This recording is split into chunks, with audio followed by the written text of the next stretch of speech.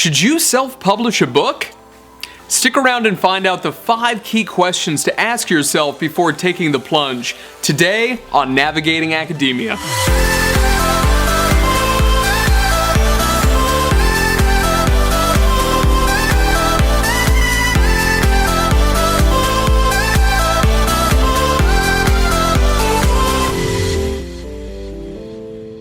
Welcome to Navigating Academia, your leading source for guidance on how to advance your academic career. As always, I appreciate the love, so please do like and share this video, subscribe to our channel, hit that bell, and comment below. And you can follow me on these social media accounts. Today we're going to be discussing the modern phenomenon of self-publishing, where instead of putting a book out through the tradition of getting a manuscript accepted through a publishing house and having them sell and market it for you, you do all the work yourself, from cover design to copy editing. So before you make that decision to self-publish, here are the 5 key questions that you need to ask yourself. Question 1. Why are you publishing a book in the first place? This is a question that is really worth taking the time to answer for yourself. A lot of the times we can be influenced by outside sources. For example, let's say that you're in academia. It could be something where having a book on your resume significantly boosts your professional profile and your personal brand. Let's say that you're not in academia and you're an individual who works in a service profession. Let's say that you're in the dating industry and you are a matchmaker. You want to put a book out there so this way when somebody wants to sign up for your services, you can give them a free copy of the book and it makes it seem like you're a leading expert in the field. It can really help your career by having a book on your resume, even if it's something like an ebook that you can just send out to people, even as a loss leader, to be able to get them to sign up for other services or to buy other goods from you. So if it's done strategically, it makes a lot of sense. But there's some things to ask yourself as well. Could it be that there's a part of it that's just your ego? Not that there's anything wrong with that, but it's something that's important to acknowledge.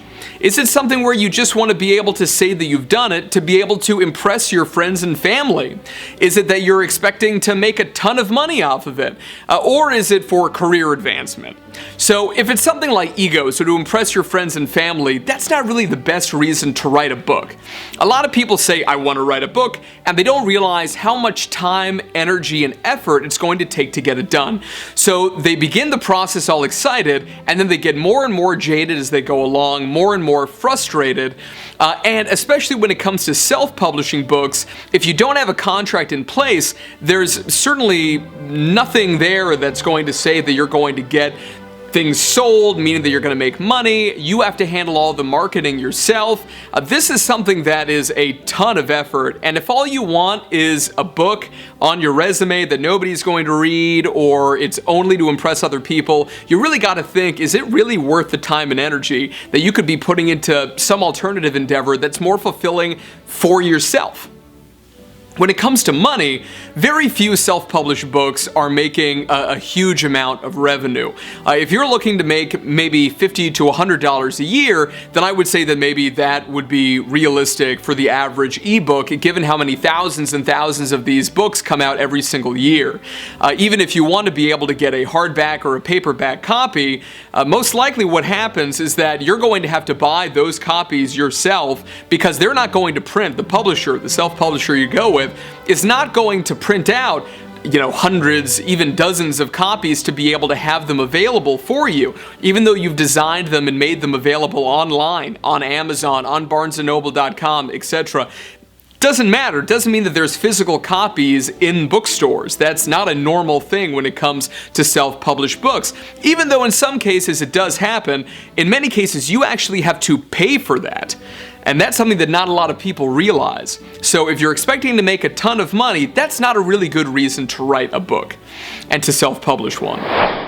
Question number 2 to consider is, why aren't you exploring established book publishers?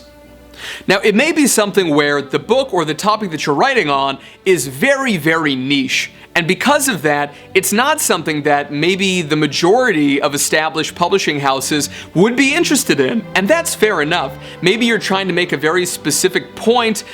There was a book that I found once at a store, and it was called Exceptions to the 10 Commandments. And it was this really thick book, and I thought, oh, this is a very interesting, provocative title. I wonder what it is. And I went, and it was a self-published book that was just completely blank. It was like 500 blank pages, right? They were trying to make the point that there's no exceptions to the 10 Commandments. And I thought this was a fascinating concept and honestly extremely clever to be able to make the point that the author, if you could even say author, right? I guess a blank book, wanted to make. So, if that's the reason, then it makes sense to be able to go with self-publication. But I would say that you'd be doing yourself a disservice if you didn't at least initially explore going with established book publishers, especially if you don't have much experience in the publication process, meaning that you may not have a lot of experience with sales and marketing of a literary product, which is very unique, different than selling, Tupperware door to door, different than selling insurance over the phone. This is its own beast, the book business, and it is very cutthroat. So it's another reason to, if nothing else, explore the world of established book publishers. Now, it may be that you already went to several publishing houses and they all turned you down.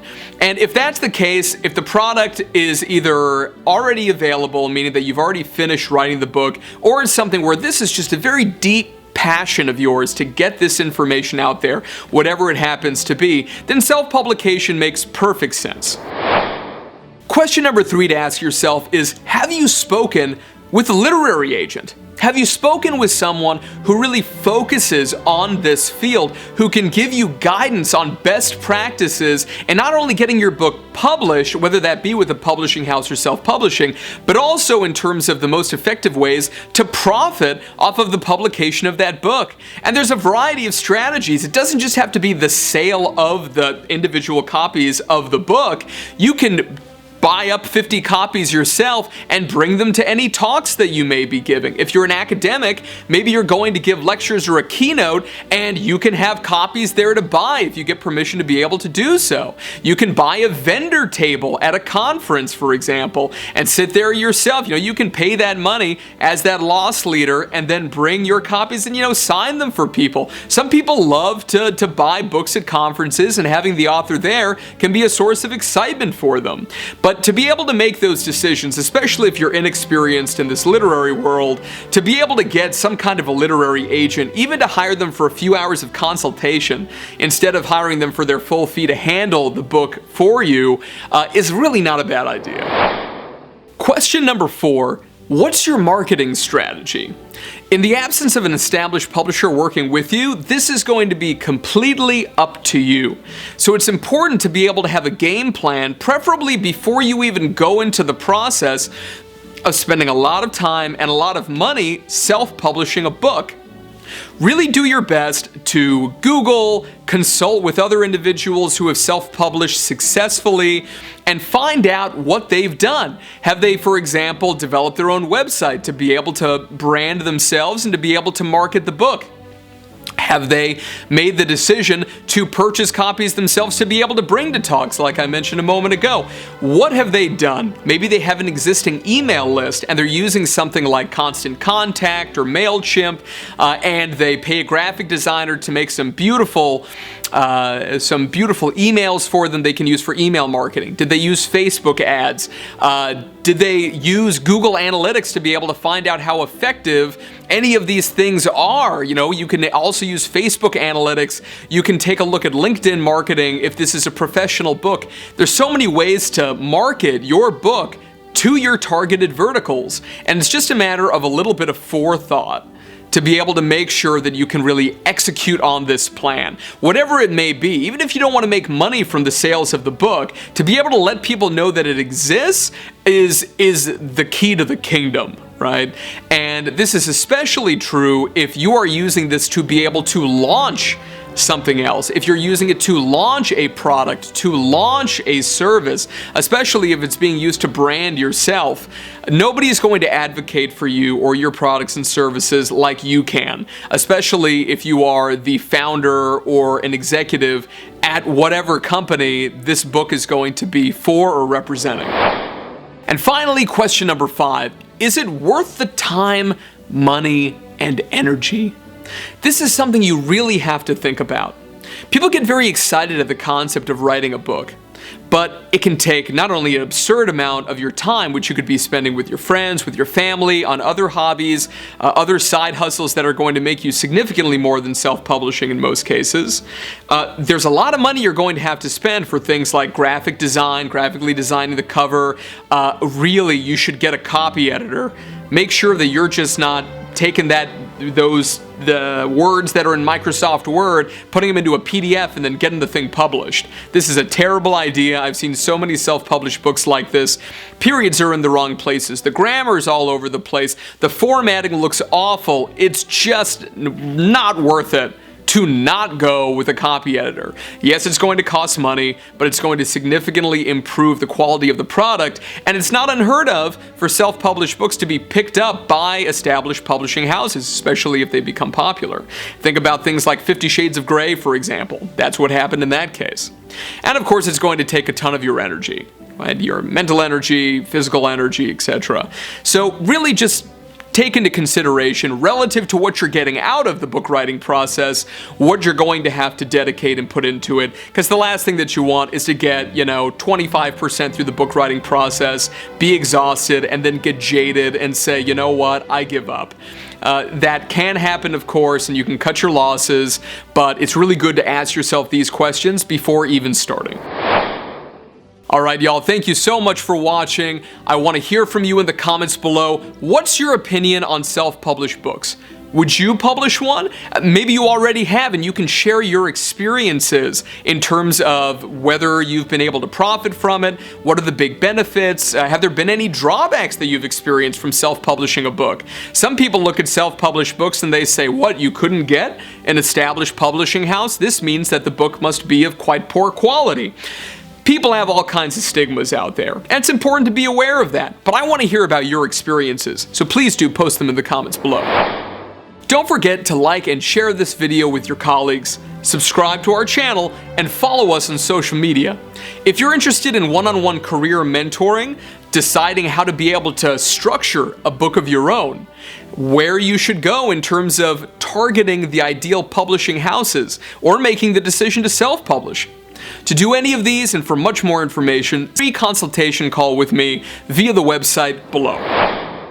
Signing off, everyone. Have a great day, and remember to get out there, take chances, and be your best self.